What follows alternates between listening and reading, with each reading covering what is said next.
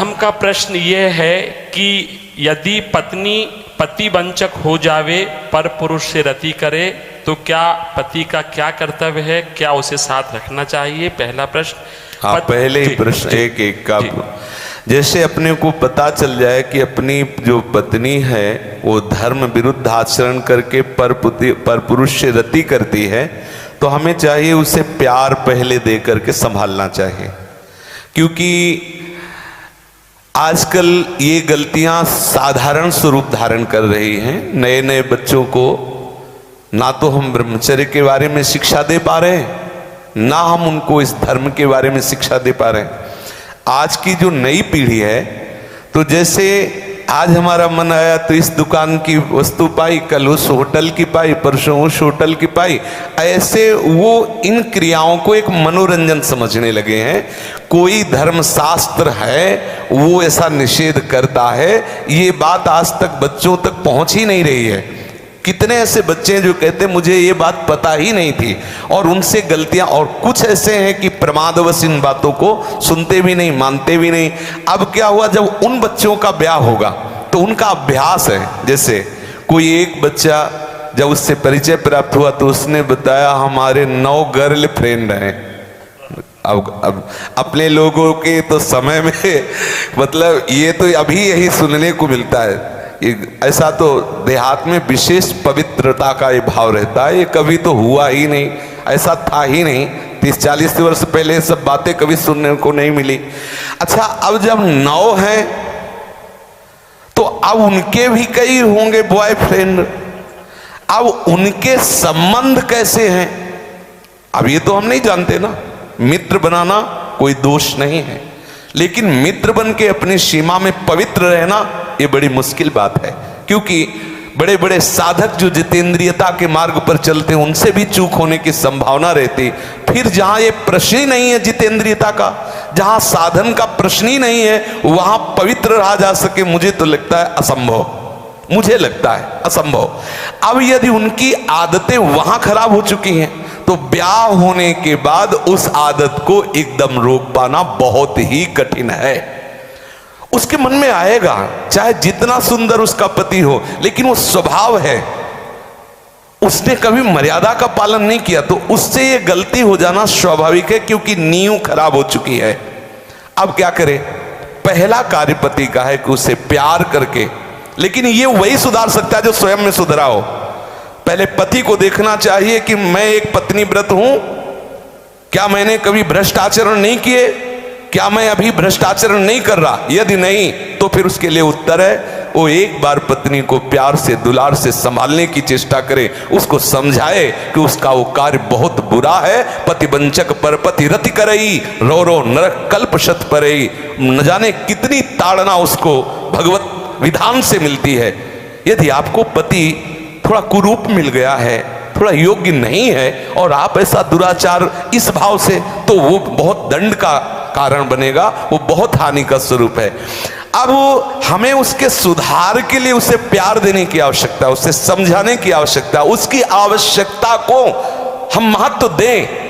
उसे प्यार के द्वारा, ऐसा नहीं है जो अंग खराब हो जाता है हम औषधियों के द्वारा उसे पुनः ठीक करते हैं। जब ऐसी स्थिति हो जाए कि पूरे शरीर में सड़न हो तो फिर कटवा देते हैं।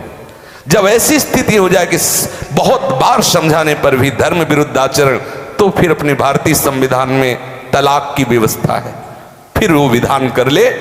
मारने पीटने की जरूरत नहीं है, उसको साबित करके कि आपको बहुत बार समझाया लेकिन आप धर्म विरुद्ध आचरण करते हैं और मैं धर्म के मार्ग में चलना चाहता हूं, इसलिए हम आपको प्रणाम करते हैं, नमस्कार करते हैं, आप अपना मार्ग चयन कर लीजिए। दंड देने का विधान सरकार को है, स्वयं को नहीं। पहले प्यार के द्वारा समझाए, ना समझ में आए तो संबंध खत्म कर दे, लेकिन उसे किसी भी तरह से ऐसे प्रताड़ित ना करे जो हमारे राज्य विधान के विपरीत पड़े, जो हमारे राज्य संविधान के विपरीत पड़े। पहले प्रश्न का उत्तर है। महाराज जी, पत्नी के लिए प्रायश्चित क्या है? क्या भजन से उस स्त्री का कल्याण? भजन से किसी का भी कल्याण किया जा सकता है। अगर वो व्यभिचारिणी पत्नी है और हमारे प्यार से वो सुधरना चाहती है तो भगवान नाम का आश्रय लेकर के उससे मार्ग में बढ़ाना चाहिए। वो निश्चित भगवत प्राप्त हो जाएगी, उसका निश्चित सुधार हो जाएगा। जब वैश्याएं भगवत प्राप्त हो गई तो वो क्यों नहीं हो सकती? गलती किसी से भी हो सकती, पहले गलती देखने वाले को देखना चाहिए कि मेरे अंदर गलती है कि नहीं। यदि नहीं है तब ये प्रश्न आता है संभालने का, यदि है तो पहले आप अपने में ब्रेक लगाइए। आप चलो भ्रष्ट आचरण से और उसको बनाना चाहो पतिव्रता तो असंभव। यदि आप सत्य मार्ग से चलोगे तो आप में वो दम है, वो प्यार है, उसे समझाया जा सकता है। कितने ऐसे सद्भावना वाले हुए हैं कि संस्कारवश वैश्यालय में फंसी हुई लड़कियों को उन्होंने पत्नी स्वीकार किया और एक सदगृहस्थी की तरह जीवन उनको यापन करने का अवसर दिया। फिर वो तो पत्नी है, यदि वो स्वभावश गलती कर जाती है तो ऐसा नहीं कि आप उसको दंड दें। प्यार के द्वारा, आदत है बिगड़ गई, उसे संभाला जा सकता है, आदत से सुधार किया जा सकता है। यदि नहीं सुधरती तब त्याग का प्रश्न उठता है, फिर उसे त्याग दे देना चाहिए, दंड देने का अधिकार नहीं।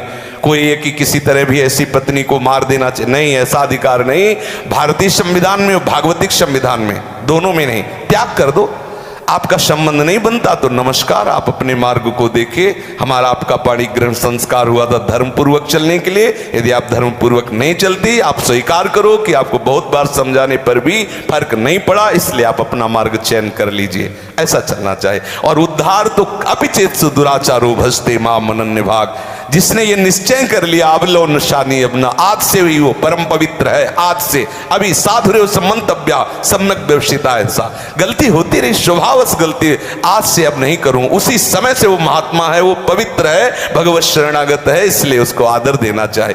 कल ये पापी था, ऐसी बात ध्यान करके हम उसका कभी अनादर न करें। कल भूल से उससे गलती हो गई, आज उसने निश्चय कर लिया अब नहीं करूंगा, उसे भरपूर प्यार। मुझे तो लगता है प्यार से पशु को अधीन किया जा सकता है तो स्त्री को क्यों नहीं अधीन किया जा सकता।